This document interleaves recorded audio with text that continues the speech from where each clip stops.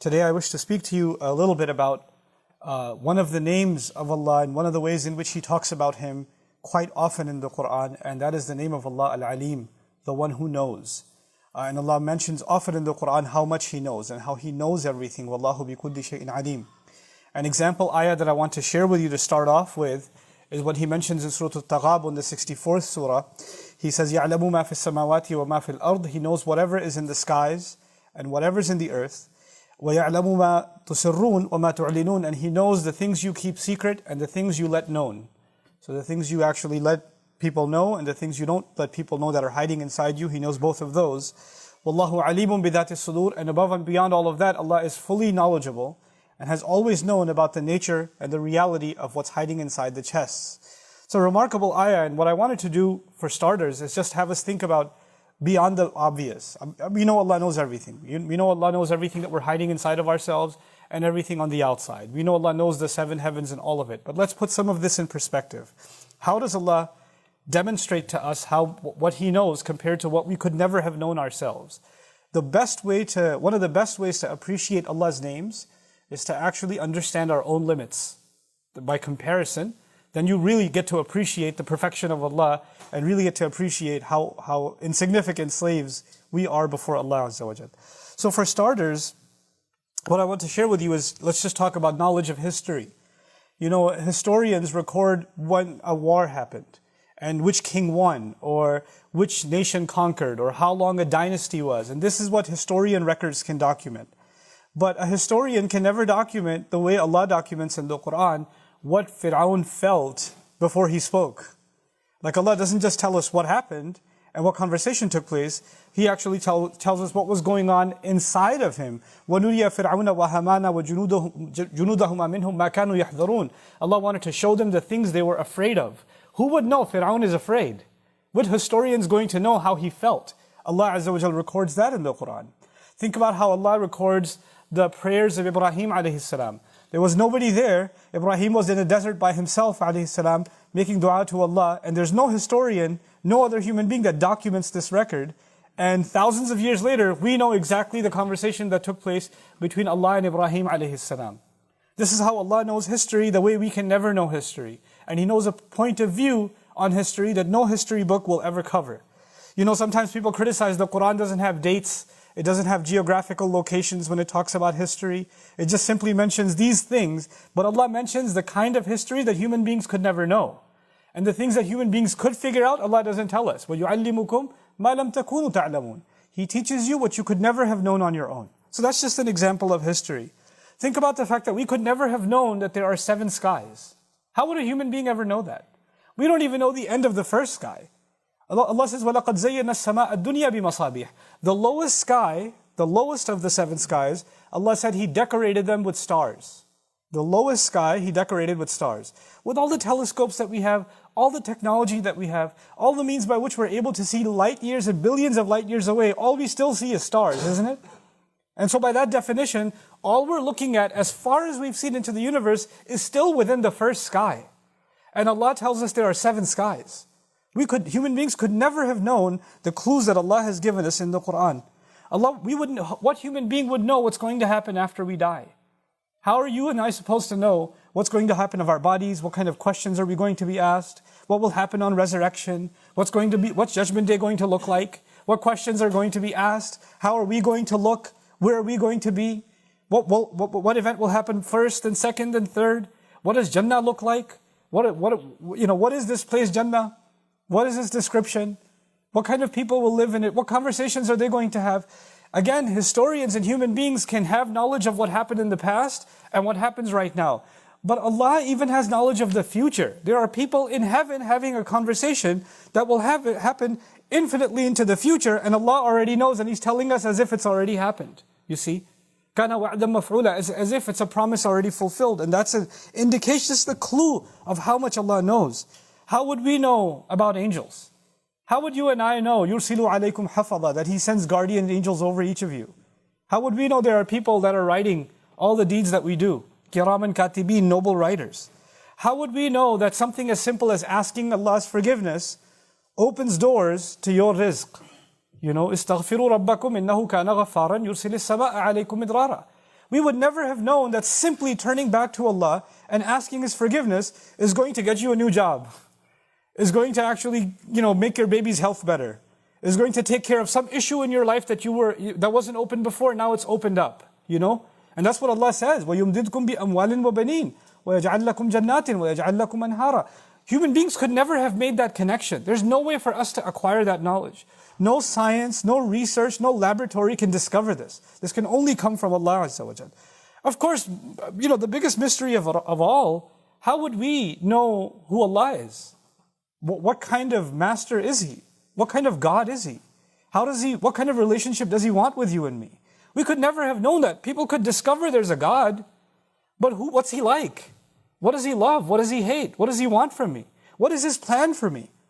What does He expect from me? We would never have known any of these things had Allah not taught us. And so that brings me to this next piece of the equation. And that is that, just by way of example, I hope I can make this clear to myself and to all of you.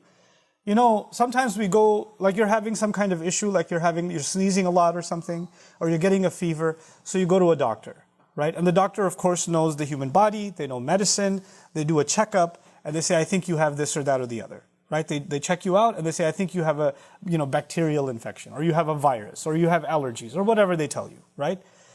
But is it possible that the diagnosis of the doctor is incorrect? Happens all the time, right? They didn't check for some other things, so they didn't look at your liver, and they only looked at your heart rate or something, and they never even discovered that the problem was somewhere else, right? So sometimes what happens is we look at one thing, and we don't realize there's some other things happening that may be related. Like, for example, to give you, even from the medical world, even though I am not a medical professional by any stretch of the imagination, but just as an example, there could be somebody who's having heart trouble or blood pressure problems, right? But the advice they get is about changing their diet, or they get advice about, maybe some procedure. But maybe one of the root causes is a lot of stress at home, or a lot of arguments. And because of the stress and the anxiety, blood pressure and heart rate are being disturbed. So there's something psychological happening that's affecting something physical. That may be the case. But sometimes we only look at one side of the problem. We don't look at all sides of the problem to diagnose what's really going on. Now let's take that outside of the medical profession. You go to somebody that you need advice from, or somebody gives you advice. They look at you and they say, I think you're having a problem. Let me give you some advice. And in your head, you're saying to yourself, man, you're giving me this advice, but you don't really know me. You don't know the whole situation. You don't know everything else that's going on. You're just giving me this advice thinking that you've understood the problem. You don't understand the whole problem. You don't even know the whole picture. And even if you explain the whole picture to them, sometimes you try to explain the full picture to them before they try to give you advice. Even after hearing that, they don't understand it the way you would want them to. And they still give you advice that you say, I don't think you really understand what I'm going through, even though I've tried to explain it to you. You understand? So even when somebody tries to give us advice sometimes, it may not be based on full knowledge of what we're actually experiencing. And that can become frustrating because, they're not getting where we're coming from. Another, example of that is even ourselves. If you're in a problem situation, your mind tells you to get out of that problem a certain way, right? You tell yourself, this is what I need to do. This is what I need to do. But whatever you tell yourself, because you're in that situation, you're stressed out, you have anxiety, you have anger, you have whatever other frustration, what you tell yourself at that time, if you were completely calm, you would give yourself different advice, wouldn't you? Or if you took the time to think about it, you would consider other factors that you didn't consider at the time. In other words, even when we diagnose ourselves, even when we give ourselves advice, it's biased. We can't even give neutral, fully considered advice to even ourselves. We're not even capable of that. And so I keep coming back to the idea of advice. The doctor giving you impartial advice possibly. A friend, a family member giving you partial advice. You yourself giving yourself biased and partial advice. The reason I'm sharing all of this with you is, is because when Allah says that He knows everything, and then He says that He advises us. Okay? قَدْ جَاءَتْكُمْ مَوْعِظَةٌ مِّن رَبِّكُمْ. Counsel, advice has come to you from your master. Quran, Allah says about Himself, وَيُعَلِّمُكُمُ اللَّهُ. Allah is teaching you. وَاللَّهُ بِكُلِّ شَيْءٍ عَلِيمٌ. And Allah knows everything. Allah is knowledgeable of everything. You know what that means? That means that He understands your situation completely. even better than you and I can understand our own situation. He recognizes our problem, our feelings, our thoughts, the thoughts we have said, the thoughts nobody has ever known that are going on in our head. Sometimes something's going on in your head, your face looks a little disturbed, your husband or wife or son or daughter turns to you and says, "What's wrong?" And you say, "Nothing," even though everything's going on. You just say nothing, because you know they can't handle it. But Allah knows that nothing is something. He knows exactly what it is. And knowing all of that, He gives advice. Knowing all of that. You know, it's kind of unfair sometimes that we think the Quran is there to give us religious advice. The doctor will give us medical advice. The mechanic will give us car advice. The accountant is going to give us financial advice. And Quran will give us what? Religious advice. But Allah is not limited to religion. Allah's knowledge is knowledge of all things in your life. Everything that's going on inside you. Everything that is for your best physically. Everything that's for your best financially, everything that's best for you socially, emotionally, psychologically, spiritually, you know, in terms of your health, everything that because all of that is Allah's making. And He made you and me. أَلَا يَعْلَمُ مَنْ خَلَقَ. Doesn't He know who He created? After knowing us completely, He gave this advice. So this advice is not just one angle, you see. It's not just one point of view. Human beings can only see things from one point of view. Allah sees all points of view. Allah sees all points of view. And that's why, you know, Allah Azza wa Jalla is the, you know, لَا يُدْرِكُهُ الْأَبْصَارِ. You know, eyes cannot perceive Him, but He can see through all the eyes, He says. يُدْرِكُ الْأَبْصَارِ. He perceives all vision, all perspectives. So it's not like your perspective is something Allah didn't take into consideration. Your situation is something, you know, sometimes people hear advice from Allah's book, or you even contemplate advice from Allah's book and you say, yeah, this is good religious stuff, but my situation is special, it doesn't apply to me. Because, you know, you don't know my full circumstance. Yeah, I don't know your full circumstance. Somebody else doesn't know your full circumstance. Allah certainly does. Allah certainly does. And He gave this advice to humanity, knowing every single human being and all of their problems and all of their needs put together. That's when Allah speaks. When He says, Wallahu alimun hakim. When Allah is knowledgeable and Allah is wise. This book is based on wisdom. You know, one of the names of Allah that keeps coming up with His name knowledgeable, multiple times in the Quran, is that He hears. He hears. Wallahu sami'un alim. Inna Allah huwa sami'ul alim. The one who hears, the one who knows. Human beings have been crying to Allah and crying to each other and speaking to others about their problems or having conversations with themselves since the beginning of history. And Allah has heard all of it. All of it. And all of it taken into consideration, He gave us His revelation. That's a mercy from Allah Azza wa Jal. So when He says that a counsel has come to you from your Rabb, وَشِفَاءٌ لِمَا فِي الصُّدُورِ, it came to heal what you have inside of your chest. That's because He knows what is inside of your chest. He knows what I'm feeling. He knows what I'm going through. And just like sometimes a doctor gives you a diagnosis and he gives you a prescription that isn't very pleasant. You know, no doctor you're going to go to if you have tooth problems is going to say, I don't think you're eating enough chocolate. Because you need to keep, do what feels good. Sometimes the advice given is painful. Sometimes it's a root canal, isn't it? Sometimes the best thing for you is surgery, isn't it? Sometimes what you need to experience is painful, but it's actually better for you. Sometimes people have a terminal disease in one part of their body, and it's spreading. And the advice is that part of the body should be cut off. Now, losing a part of your body is unimaginably painful.